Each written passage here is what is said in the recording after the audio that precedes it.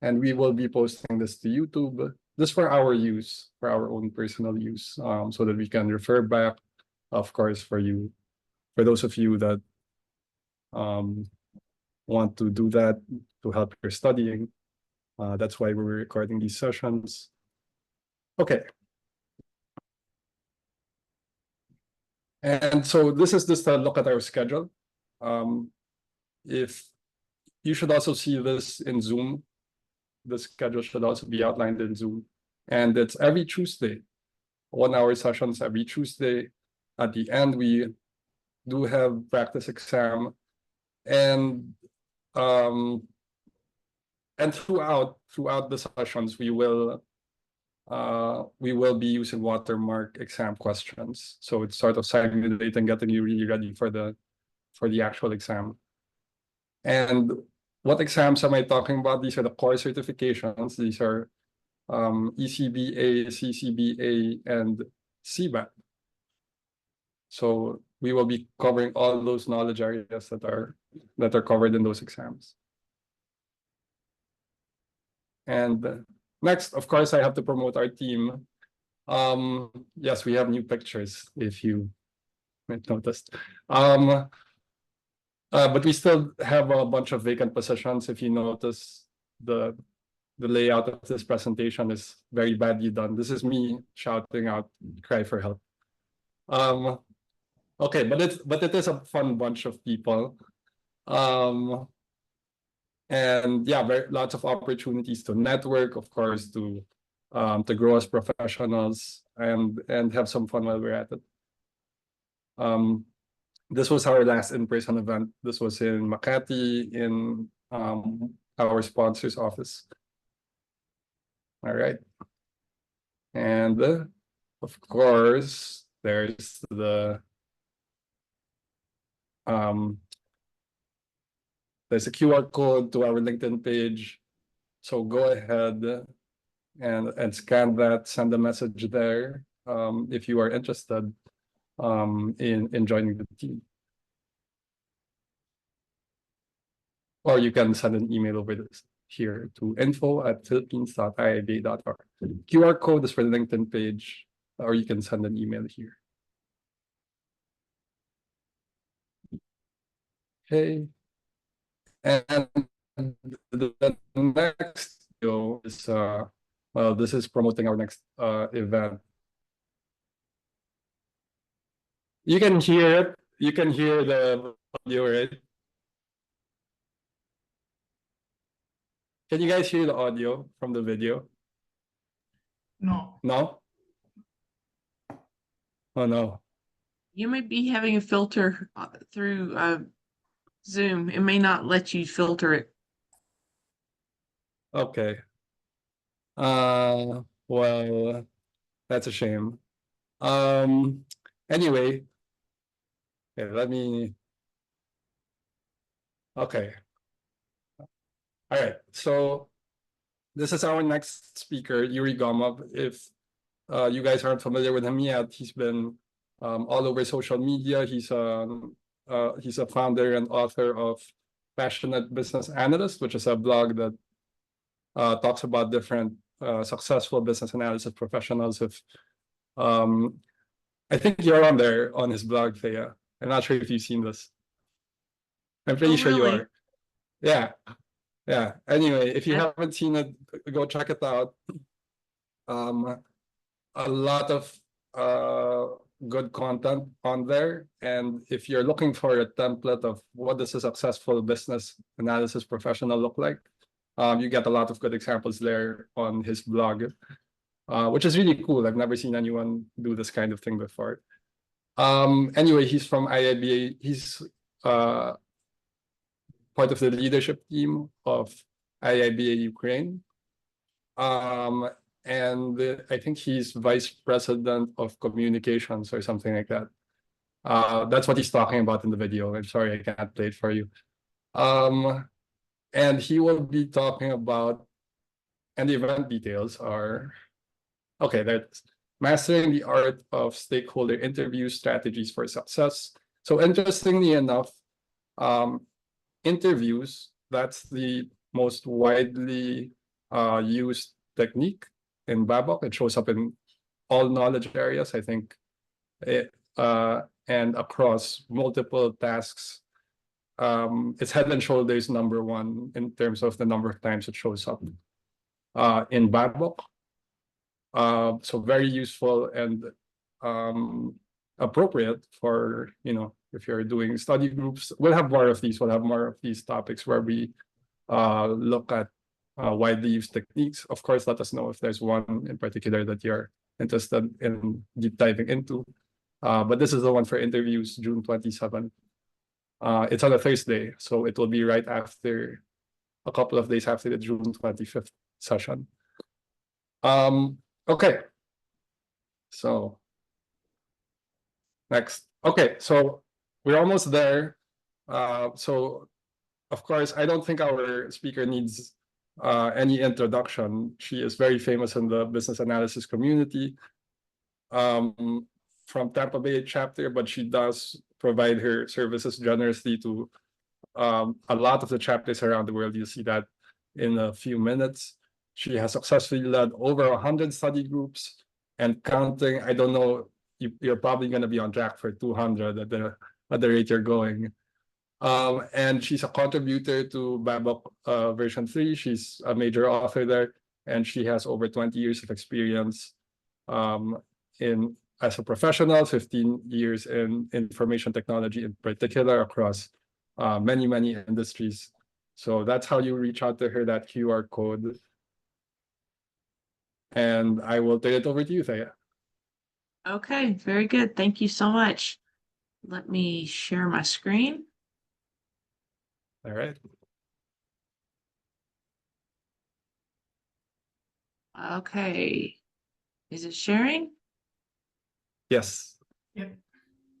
Okay, so you see the presentation PowerPoint? We see, yes, but of course. Yes. Okay, very good. Thank you so much. First of all, guys, I'm going to be giving you some information, but I'm going to be asking you some questions. So go ahead and come off mute. Get ready to raise your hand with the little icons so that you can answer some questions with just raising your hand. And this is what we're here for. This is the BABOK certification prep course. Our goal is to have you ready to be able to take your certification test in November or December. So it's up to you which one you want to do, but I'm going to tell you why I want you to take it then in just a few minutes. As Manu said, my name is Thea Soehren. I am now the president of the IIBA in Tampa Bay and also the vice president of career and professional development. I'm just running on both. If you want to reach out to me, you can reach out to me through LinkedIn, or you can reach out to me through my website, either one. It's my job as in the role that I've taken on to help every single person that comes to me. So if you are a little bit hesitant about approaching and saying, I need information, I need assistance, I need review, I need somebody to tell me if this is a good user story, I'm happy to help you, but you got to reach out to me or I don't know that you need help. Okay. I want to first highlight this blog post, this LinkedIn post from Nino. He was a member of our Florida chapter study group for a while, and he posted this whenever he got his CBAP. And I'm so proud of every single person that we're able to help, because that's what we're here for. We're here to help people, right? But I just want to celebrate this post. I think it was excellent, and it was very nice to hear that what we were doing was good. So today we're going to talk about the BABOK certifications. Now, let me pull this over here.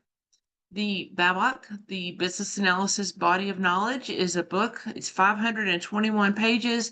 It is not an easy book to learn. So we want to learn it together sometimes. And sometimes having conversations about how to understand the information is a whole lot easier than doing it by yourself. It's a lot of information. There are 3 certifications that the International Institute of Business Analysis offers on the BABOK. The ECBA for people who have no experience as a business analyst, maybe fresh out of high school. There are manuals in the IIBA website that will tell you exactly what is in this test as far as basic knowledge areas. It will tell you how to apply. It will tell you the cost. Everything is in there. The second certification is for people who have about 3 years of experience as a business analyst. It doesn't mean you have to have the title. I'm going to tell you this, and I want you to hear me.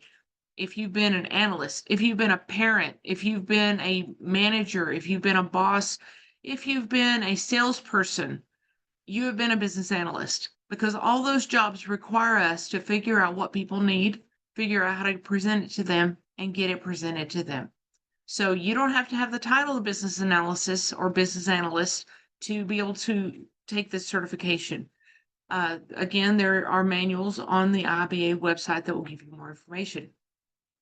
If you have more experience, about 5 years or more in the last 10 years, you can go for the CBAP, the Certified Business Analysis Professional. This is the highest certification we offer. It takes a little bit more work. And the reason it takes a little bit more work is it's expecting that you have a little bit more knowledge. So we're going to talk about the information that you need to be able to pass any of these 3 certifications. They all come out of the same book. Let's see. That's Tampa, that's Ireland, Philippines. Okay, so here's our expectations. You already showed the schedule. We are currently session 1. We're going to go through chapters 1 and 2 at a very high level. A lot of this is going to be on your own, but I want you to understand why it's coming the way it's coming. To apply for the certification, to apply for membership, Philippines is in region 3. It's $55 for US dollars for an individual, but if you're a student with full-time student status, it's only $35.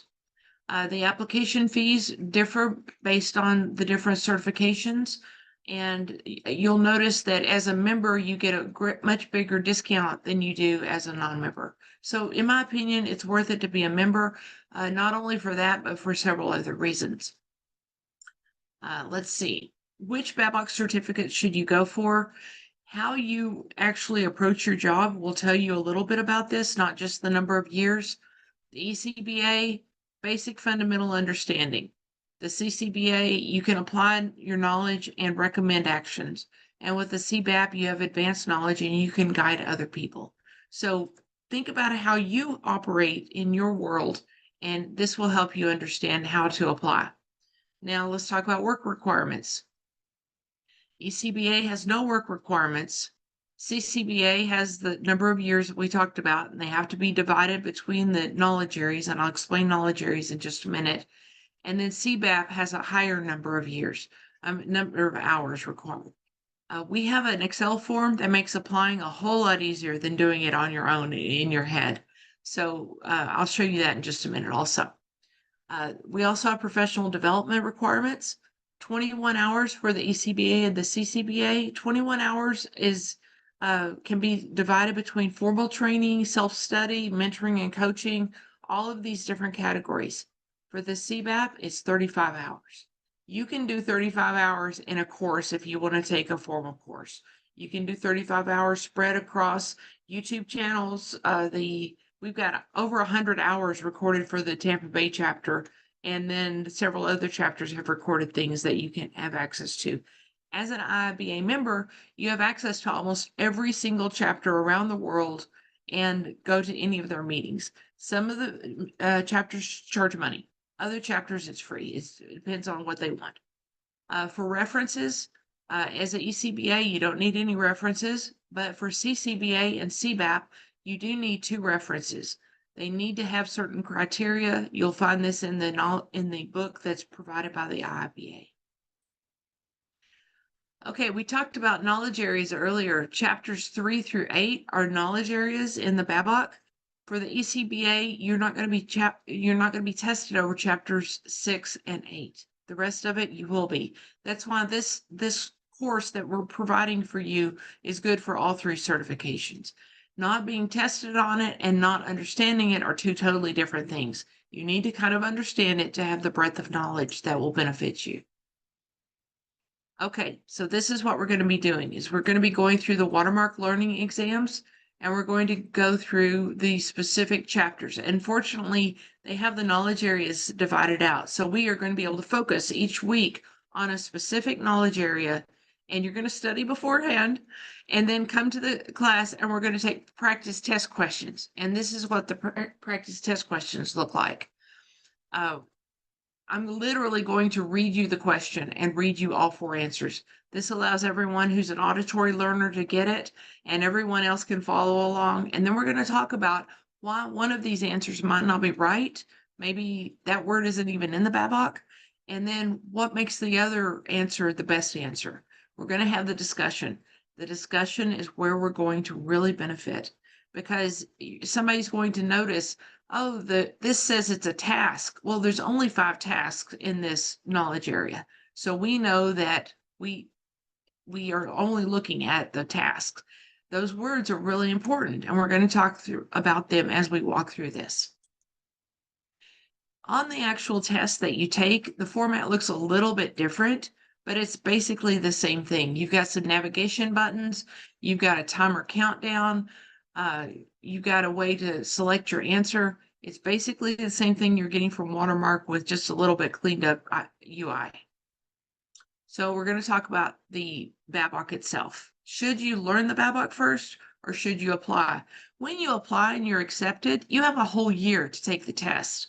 But whenever you learn the BABOK, you learn that there's the 6 knowledge areas, and the application requires you to split your experience into the different knowledge areas. If you don't understand what those knowledge areas are, you can't do that. So I encourage you to learn the BABOK first. I want you to learn the BABOK so well that you understand, you recognize the language, the voice of the BABOK, so that whenever you read it somewhere else, you can say, that's not what the BABOK says. Or I recognize that from the BABOK. It just becomes second nature. And it's very beneficial for you to work, to learn it. This is I can't stress this part enough. The more you put into this, the more you're going to get out of it. If you put in just surface reading, you're going to get just that much out of it. If you really put in the work, you're going to get the benefit. Those of you who have passed the certification, I'm sure that you will agree with me. You've got to put in the work, and you've got to start from the very beginning, because each chapter builds upon itself. Does anyone have a comment? No, just that I agree, 100% agree. You got to put in the work, and there's a lot of benefits that BABOK can have in your professional life.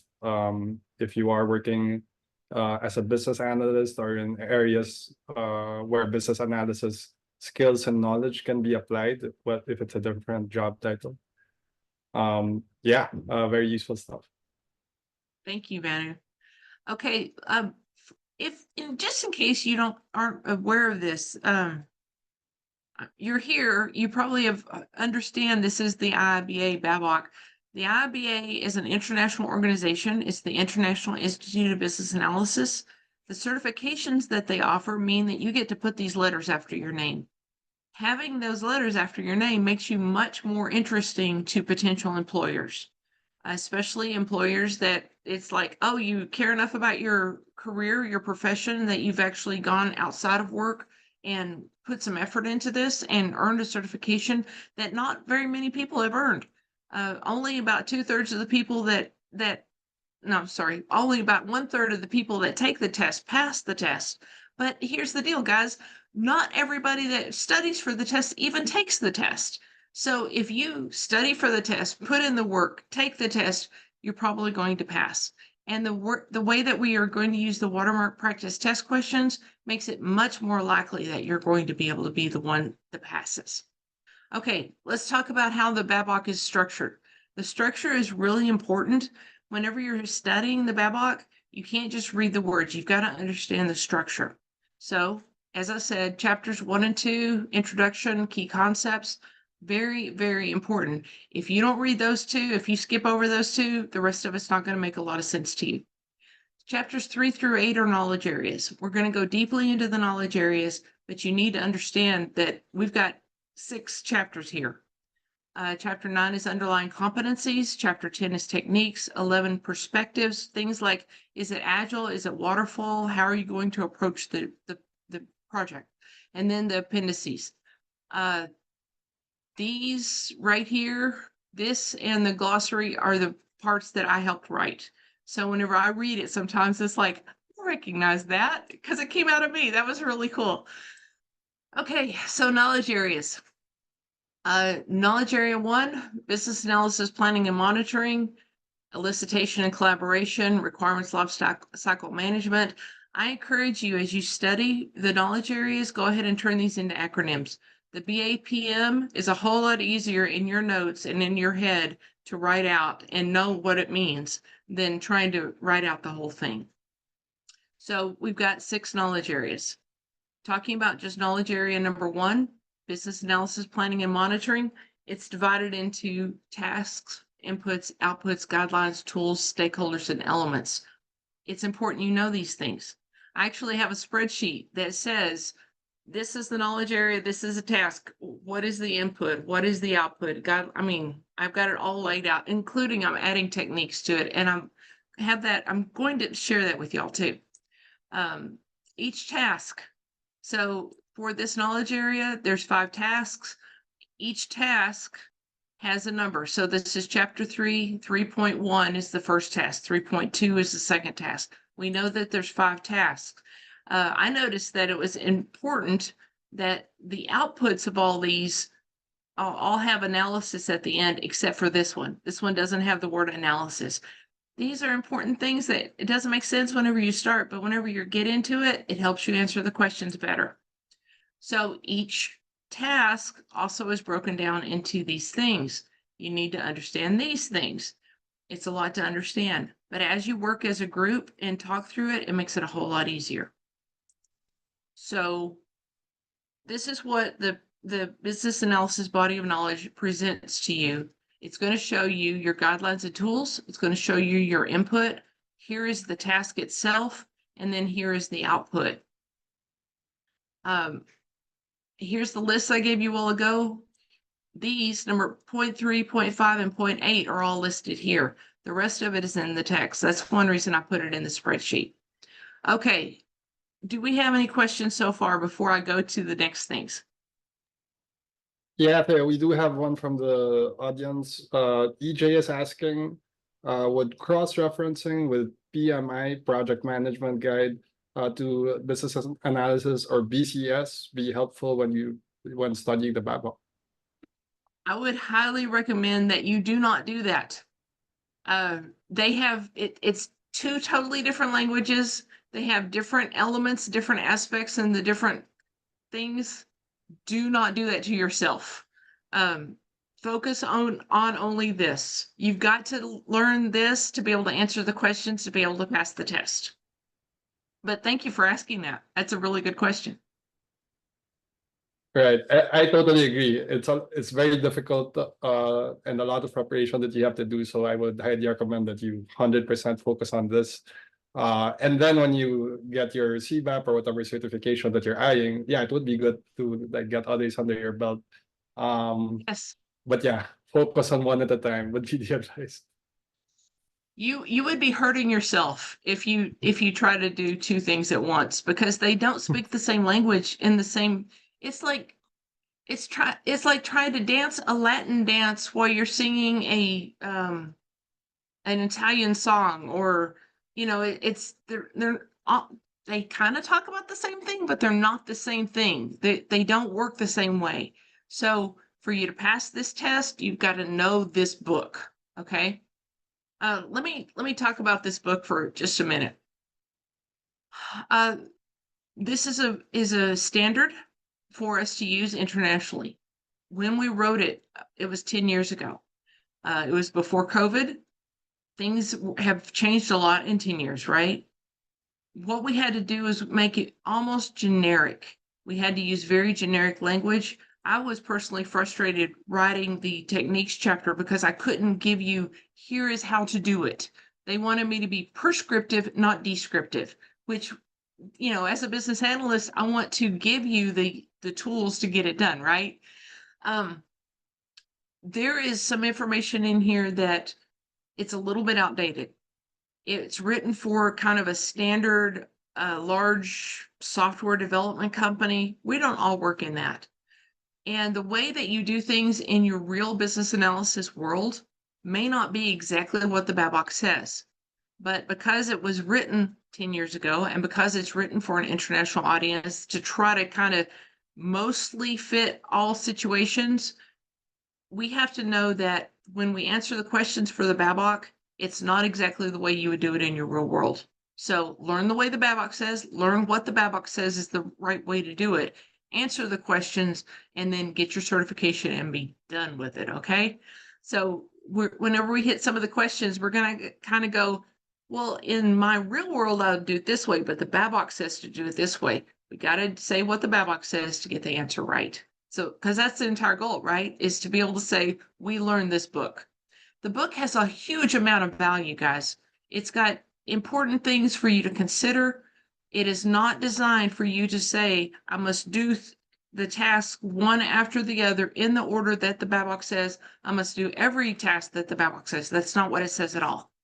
It says these are suggestions for you to be aware of and to consider in your normal work, because it will give you a wealth of knowledge, things that you wouldn't have considered on your own possibly. Okay, going on.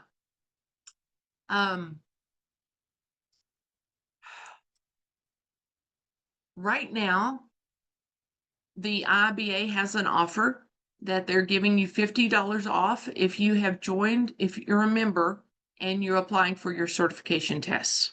Now, not all of us can get our applications done in the next, say, 2.5 weeks, but if you can do it this month and get it submitted, you can get $50 off of your application fee. Those of you who are not IIBA members, let me grab the right screen here. If you are not an IIBA member, you can get access to this thing called Knowledge Hub. Let me log in real quick and I'll show you what Knowledge Hub looks like. And the reason I want you to understand it, well, goodness, this isn't the right one.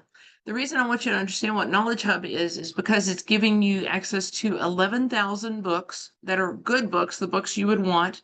It's giving you access to a whole lot of articles, magazines, things that will benefit your organization. You don't have to be a member. You get a 7-day free pass to get access to all of that. So all you have to do is go to the IIBA website and apply as a non-member to get access to that. I apologize. I just moved something and lost my screen. So let me find the right screen. Okay.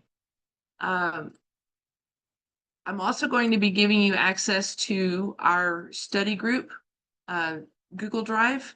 This has a whole bunch of infographics. It's got magazines that we've pulled in. I also want you to see this specific thing, and it's important. This is what I need you to do after we leave this meeting today. I need you to go grab this one, Introductions and Key Concepts, and the Business Analysis, Planning, and Monitoring. These are 2 PowerPoint presentations that basically say, walk with me through the BABOK, and this is what you need to pay attention to. Highlight these, because this will give you the information as to what's really important in the first 2 chapters and the 3rd chapter as well. But it's like, this is, if you don't learn anything else in these chapters, you've got to learn this. So it kind of walks you through the information. The next thing I want to show you is, oh goodness. I want to show you R.P. Churchill. Robert Churchill, or Bob, has been a contributor for the Tampa Bay group for years, and he put this together, the Tampa Bay IIBA study group. Here's all of the ways to access us, and if you scroll down here to the very bottom, here is every single technique. We've gone over it 2 different times, and he's got a blog post. So it explains the technique in much more detail than you get in the BABOK. There's 50 techniques in the BABOK, guys. It's really challenging to try to learn it on your own. So this helps you see other people's examples. And then by knowledge area, here are 4 hours of us doing practice test questions by knowledge area. So for chapter 3, between now and next meeting, I want you to look at this.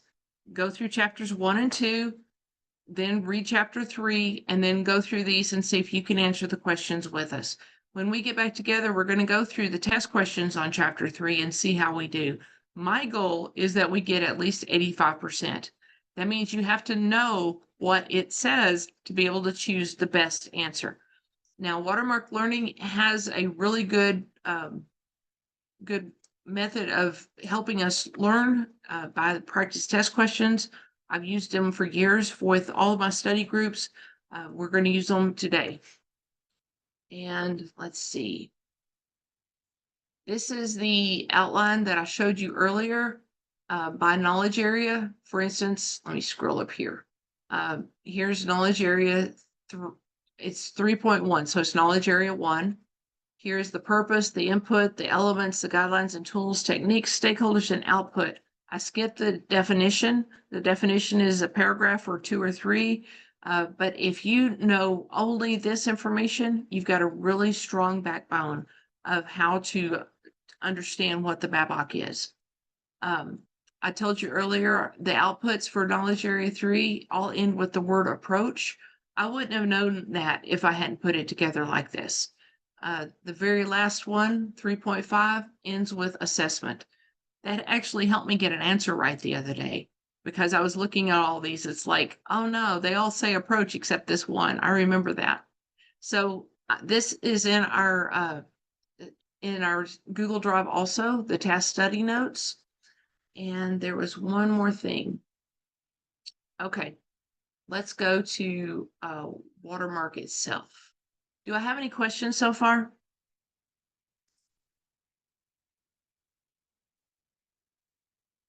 Let me go to my other drive.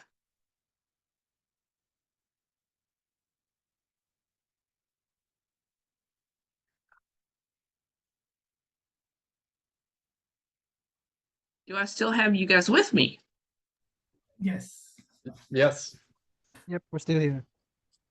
Okay, and so this is the Watermark Learning. Thank you so much for your responses. I appreciate it. This is Watermark Learning. I'm going to choose the CBAP exam. I could choose the CCBA or the ECBA. They're basically the same questions. Whenever you're taking the ECBA, they're very simple questions. It's a multiple choice. You only have, I think, 50 questions to answer in an hour. It's pretty easy. The CCBA gets a little bit more complicated because you've got more questions, you got more time, but the questions are a little bit more complicated. And then the CBAP gives you a scenario. They give you a paragraph or maybe 2 that says, here's the situation, and then they'll give you 5 or 6 questions based upon that scenario that says, in this situation, what technique should he use? In this situation, which stakeholders would he be working with? You know, it makes you do an analysis. It requires you to have more experience than the other 2.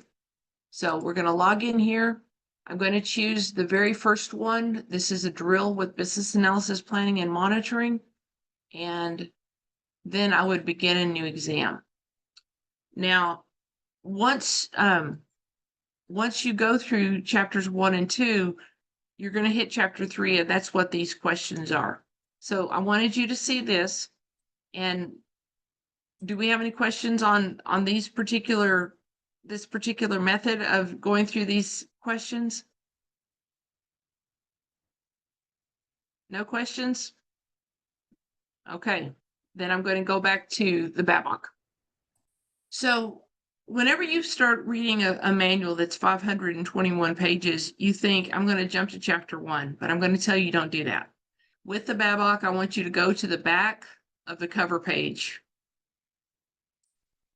This information right here refers to techniques that may have a small paragraph in the BABOK.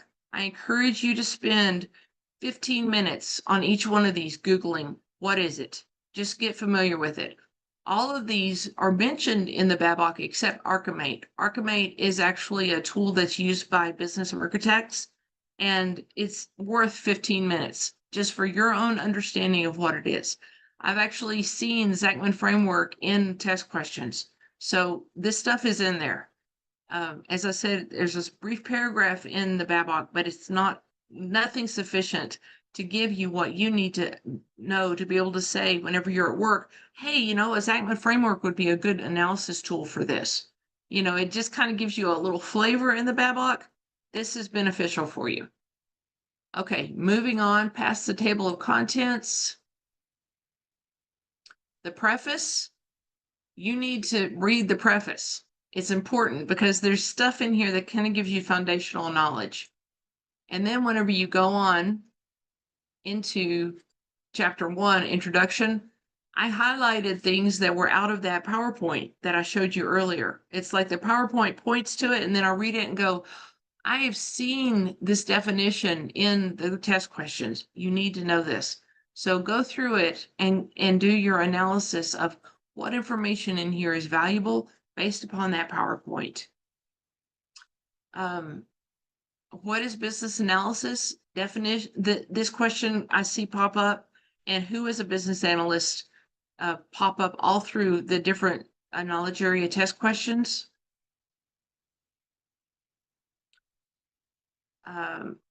Things I want to be sure you heard me say. The structure of the BABOK is organized, but it doesn't tell you to do these things sequentially. It doesn't tell you to do every single thing in you. Let's see, there's this thing right here. The relationship between the knowledge areas is rather fluid. The knowledge areas are not designed to be done one after another. Very often you're doing them simultaneously. And that's what this is trying to show. You're going to start with elaboration and collaboration, and then you're going to go into this, but then you're going to come back to this, then you're going to do something over here. You need to understand all the different knowledge areas and how they fit together like puzzle pieces. Business analysts perform tasks from knowledge areas sequentially, iteratively, or simultaneously. You need to know that to pass the test.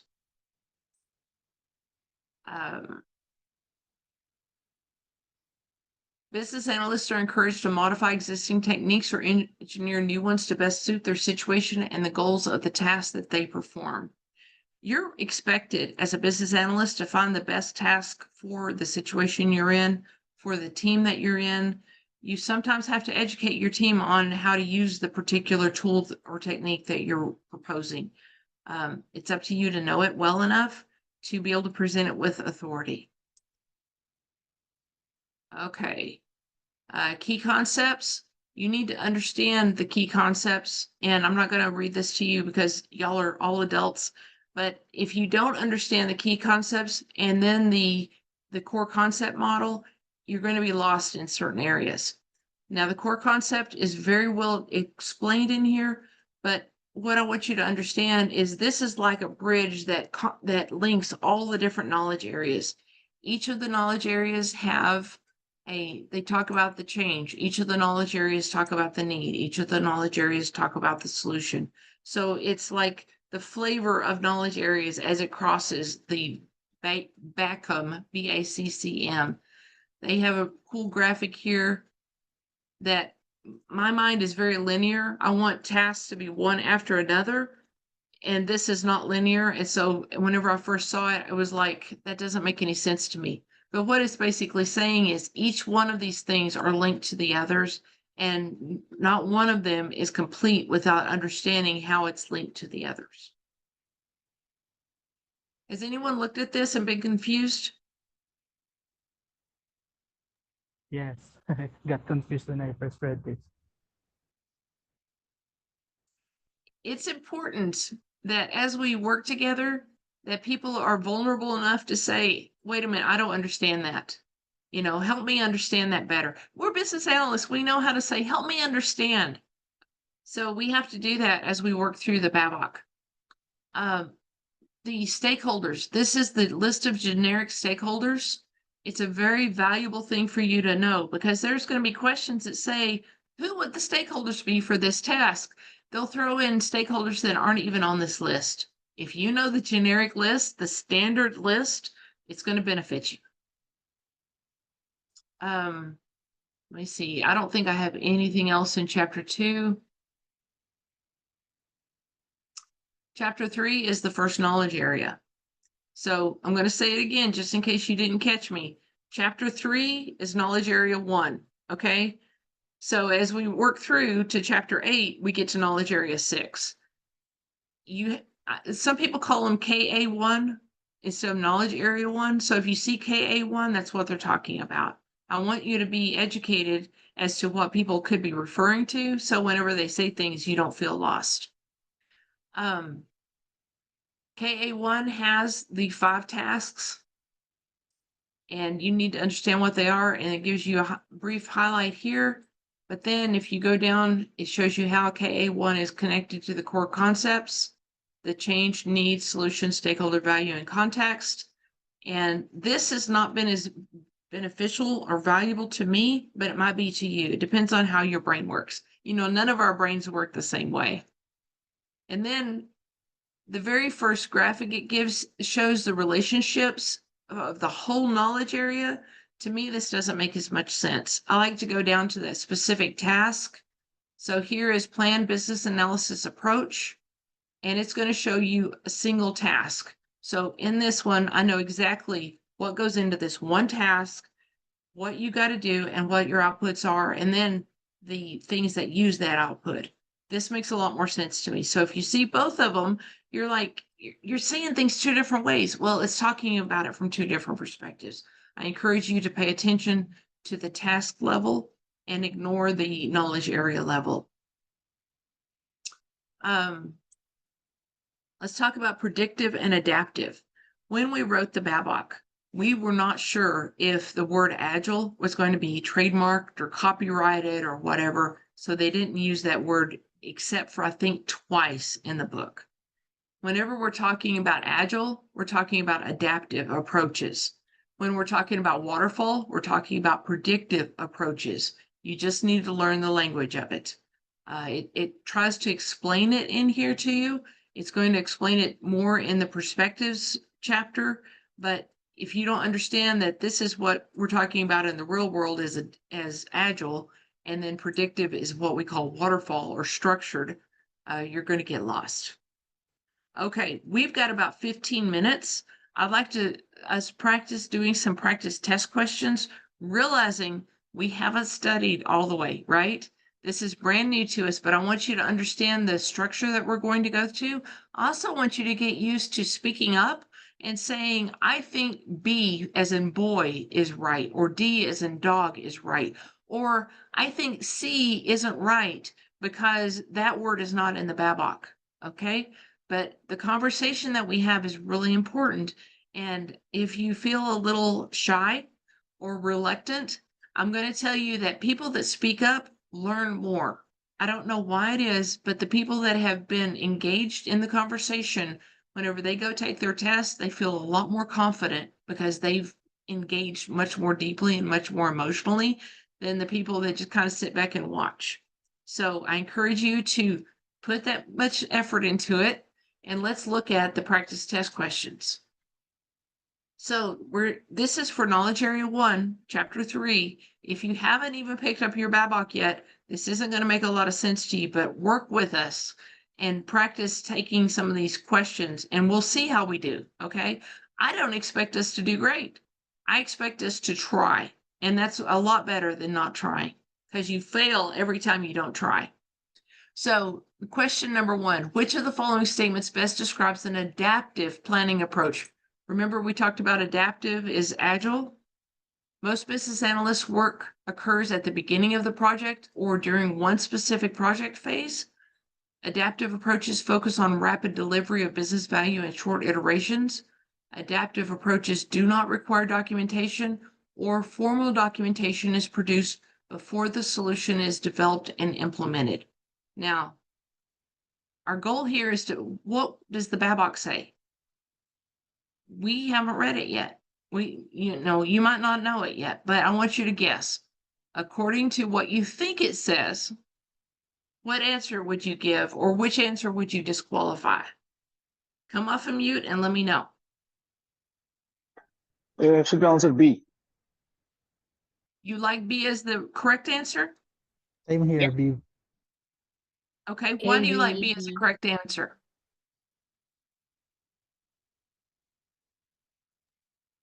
Sorry, can you repeat the question? Why do you like B as the best answer for this question?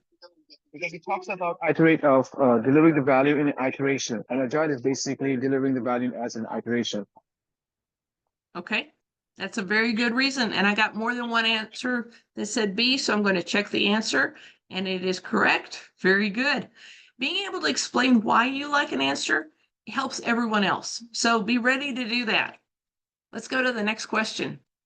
You are developing an approach for how business artifacts will be stored, assessed, and shared. Which set of stakeholders would you involve in this task? Would it be the project manager, domain subject matter expert, regulator, and sponsor? Sponsor, domain subject matter expert, regulator, and customer, domain subject matter expert, tester, and regulator, or domain subject matter expert, regulator, and sponsor. So the approach for how they'll be stored, accessed, and shared, who gets to make those decisions?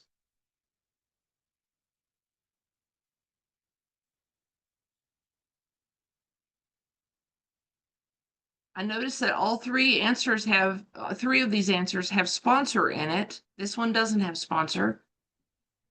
Domain subject matter expert is in all four of the answers. Regulator is in all four of the answers. This one has tester. Do we think tester has anything to do with how the artifacts will be stored, accessed, and shared? This one has customer. This one has project manager. What do we think is the right answer, guys?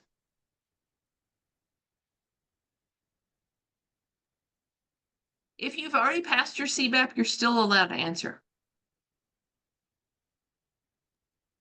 We have a lot of answers here in the chat. Most people are saying A. We have about 8 people saying A, and then we have one person saying C. Okay. Since we have 8 people saying A, let's check A and see what the answer is. Okay.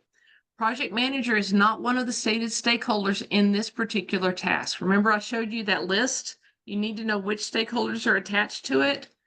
These are the stated stakeholders for that particular task. Guys, I cannot stress how much it's important that you understand this is the input, this is the output, these are the techniques, these are the stakeholders. I mean, you gotta know that part. And for me, the spreadsheet was the way to do it. But you know what? This allows us to learn, right?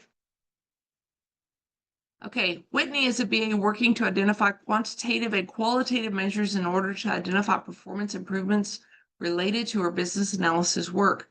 Identifying quantitative measures was relatively easy. Qualitative measures are proving more difficult. You are a senior BA assigned as Whitney's mentor. Which of the following measures do you suggest? Now I'm going to stop for a second. Remember, this chapter, Business Analysis, Planning, and Monitoring, is all about how do you plan to do your job? How do you monitor to do your job? What is your strategy of how to talk to the stakeholders and how to measure your performance? That's the whole knowledge area for knowledge area 1. So we are, as Whitney's mentor, which one of these do you suggest whenever she talks about qualitative measures?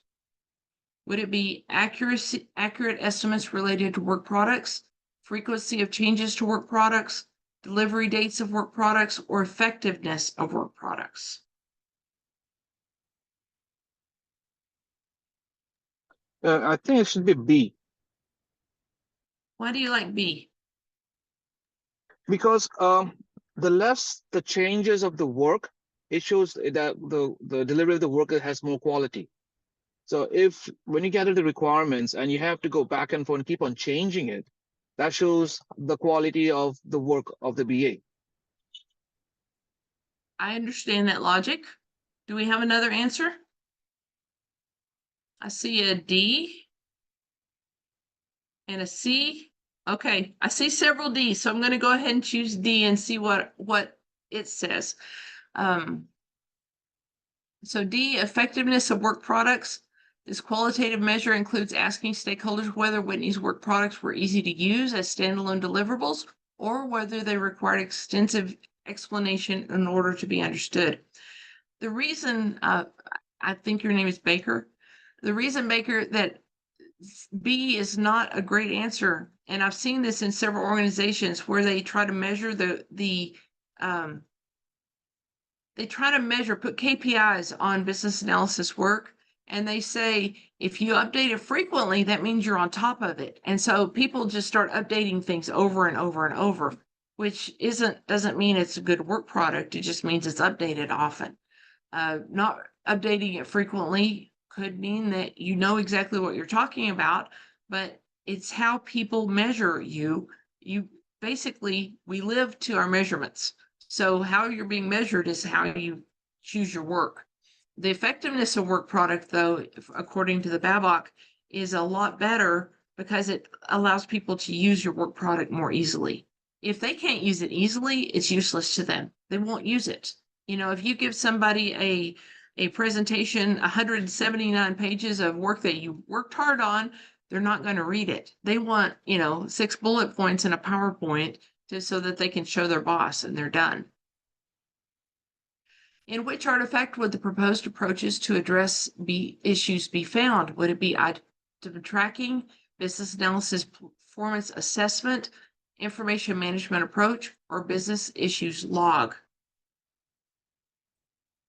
So we're talking about an artifact, which means this is going to be an output of a technique.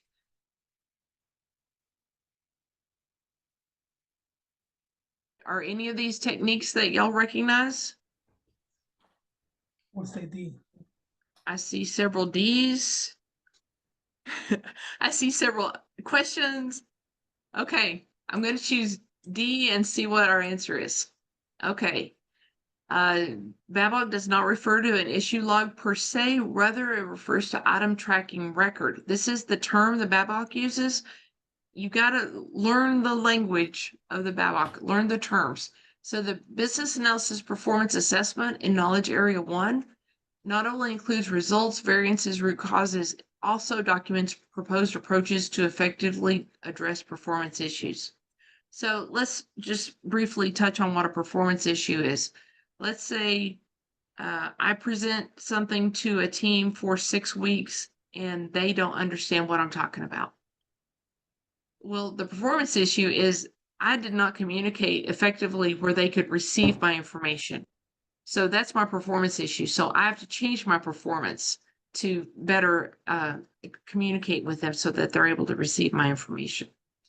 Okay, we're at 5 minutes till. Manu, I'm going to turn it back over to you so you can talk about next steps. Before I do that, though, let me say, guys, go to my Google Drive, grab the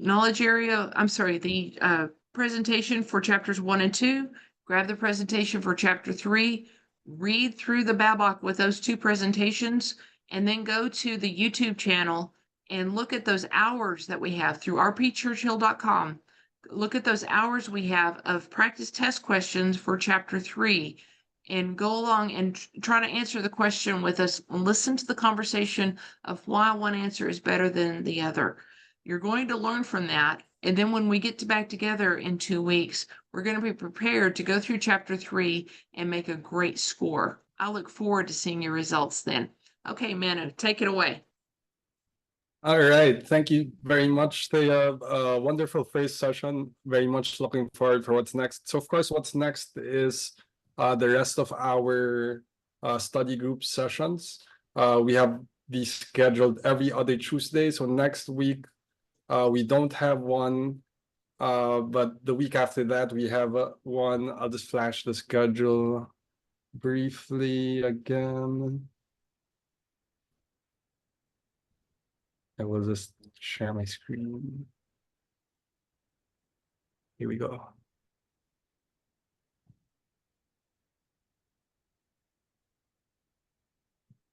So number 1, just to remind everyone of our schedule here. And I didn't hear anyone ask this, but what would you say, Thea, is the recommended amount of time spent in preparation for these certifications? People that have never started taking the CBAP and they start on their own, they typically spend full-time 6 months. If you are doing it with a group and you have a structure, you can do it a lot faster, but you still have to put in the time. You're only going to get out of it what you put in. Okay, I put the Tampa Bay Google Drive in the chat. Several people are telling me that you're getting an error. Can you check it one more time?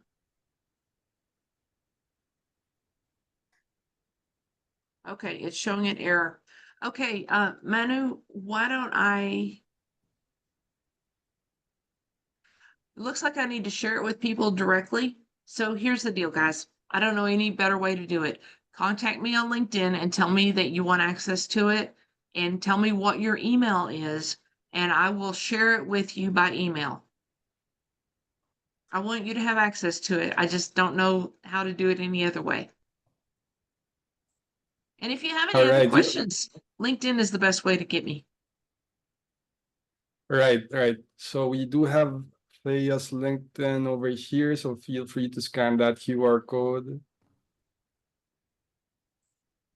Oh, Paula is a member of our Tampa Bay group. She just put a different link to the Google Drive in there. We all check that one? Not that I don't want you to contact me on LinkedIn. I want you to get access. Oh, that one works. Okay, Paula, All right, thank you. perfect.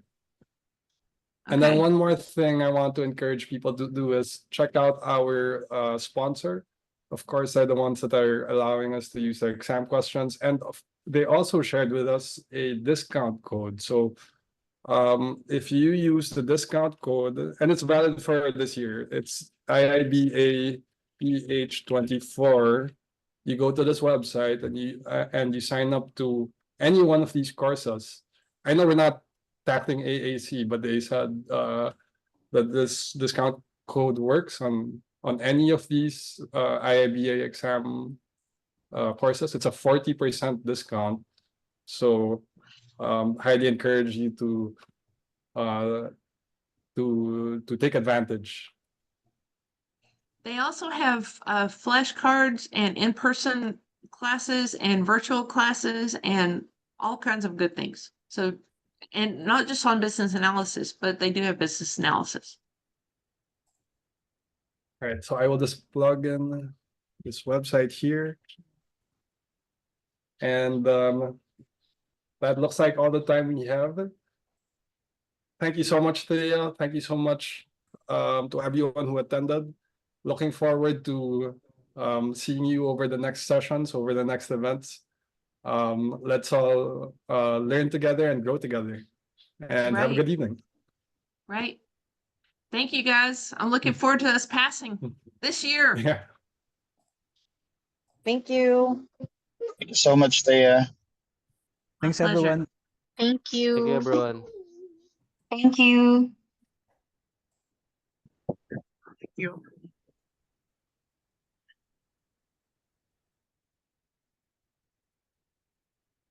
Okay, Manu. See you in 2 weeks. All right. See ya. Thank you so much. Bye. Have a good one.